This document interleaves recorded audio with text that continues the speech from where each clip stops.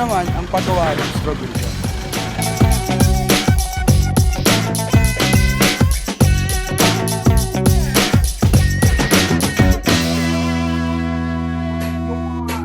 Yung mga ginagawa niyo dito, may dinidistribute dito sa pagkain.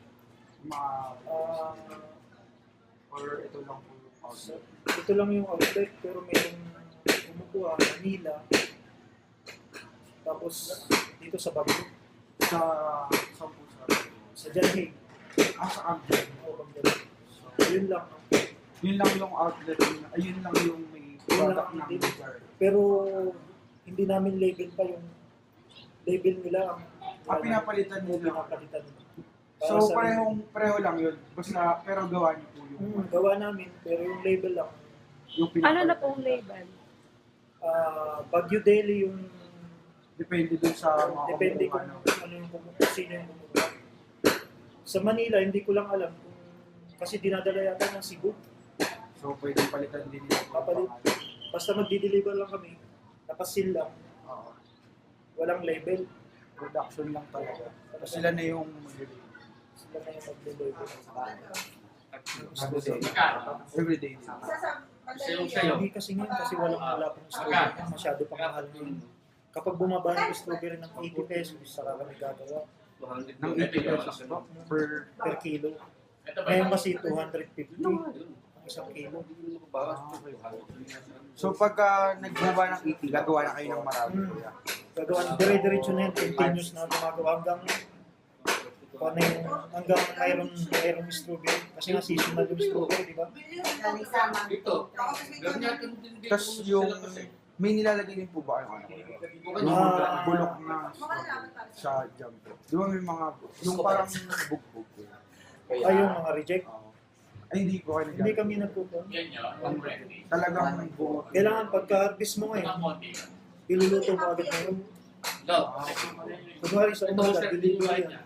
Iluto mo agad. Kahit buti nga ng gabi, basta yung delivery na 100 kilos, iluluto mo lang. Magkano dito? 140. Di ba kayo ng huling pa? Ay, hindi ah. Marami na yun. Mga ilang buwan po kayo. Yung isang batch kasi, depende sa lutuan nyo. Kung ilang lutuan ang gagamitin mo. Yung sa inyo po. Sa amin kasi, 4 na kalan. Bawat isang batch, 4 ang nakasalan. 2 hours, 1.5 to 2 hours ang luto. Tapos ang output ng bawat batch, ng isang basic, 15 15 cars. time o 15 bottles na ganun kalalaki. Yung 12 ounce. Tapos kuya, yung nilalagay. 15 po sa isang Sa isang lutoan. sa isang basin, bali 4 i-times mo sa Tapos times 4 kasi sabi niyo po 4 na kalan. 60. Tapos kuya, yung nilalagay niyo po strawberry. Dun sa... Sa isang batch, 5 kilos. 5 kilos na strawberry. Tapos yung sugar niya, 1:1. 5 kilos na strawberry, 5 kilos din yung sugar. Tapos distributed na lang po sa ano. Tapos pagka nag-pack ka, hindi mo na kailangan bilangin kasi mahirap magbilang kasi hot pack yun. Mainit bago mo i-pack. Para matagal yung shelf life niya. Gano'n ako katagal po yung shelf life? Umabot ng 1 to 2 years. Ano matagal? Yung pan mo. Strawberry. Hanggang hindi siya nagbabalik sa bote.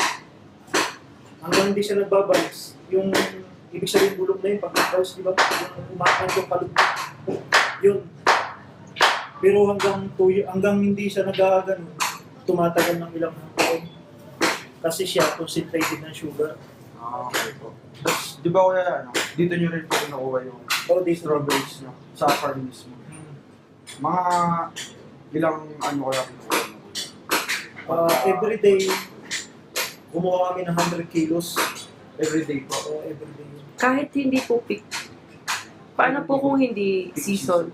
Ayun ang kwan, tumitigil kami. Kaya habang season kwan ng strawberry, yung season niya, nag-i-imbak na kami para pang-supply sa loob ng isang taon. Nagtatago na po kayo. Nag-i-imbak para Ilan na kuya yung ini-imbak po? sa ngayon, kasi kauumpisa lang ng kwan na to. Bare months, di ba? Season na po. 5,000 bottles ang nai-imbak namin.